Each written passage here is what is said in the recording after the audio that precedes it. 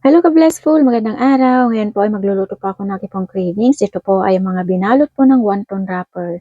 Meron po ako ditong minced pork, nilagyan ko lang po yan ng pangpalasa, mayroong soya sauce, sesame oil, pepper, carrots, repolyo, spring onion, at lagyan ko rin po yan ng sibuyas at ito po ang wonton wrapper, in-slice ko po yan ng maninipis dahil ito po yung aking pong pangbabalot sa ating pong mixture. Bibilugin ko lamang po yung minced pork at balot ko po yung wonton wrapper na in-slice ko po siya ng maninipis. Gumawa lamang po ako dito ng 3 piraso dahil ako lamang po yung kakain. Meron din po ako ditong seaweed o kaya naman ito po yung sushi nori na ito po yung pangpabalot ko sa natitira ko pa pong minced pork.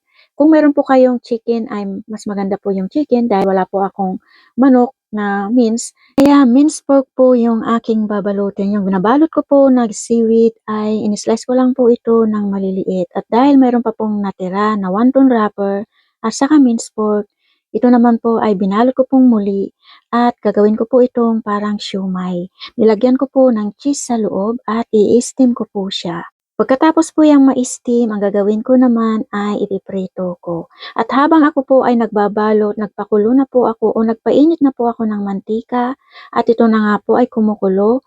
Una ko pong prinito yung minced pork na binalot ko po ng seaweed at bago ko po yan prinito, yung seaweed po ay nilublob ko po yan sa tubig na mayroon pong cornstarch.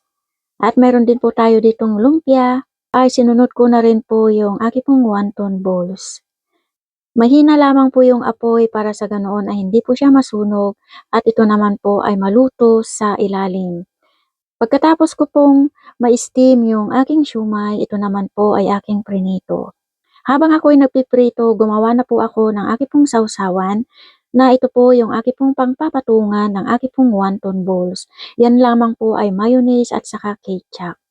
Mayroon din po ako ditong suka na mayroon pong spring onion. At ito na nga po yung aking cravings. Luto na po siya, kaya kain na po tayo. Ang pinaka nagustuhan ko po dito ay yung wonton balls at saka yung siomai. Yan. Thank you for watching. God bless us all. Mag-iingat po palagi and Jesus loves you. Kain na po tayo. Sa mga sari-sari ko pong naluto, ang pinakagusto ko po dito ay ang wonton balls at saka yung siomai na naprito. Sa sausawan po ay nasa inyo na po kung ano yung gusto nyo pong gagawin na sausawan.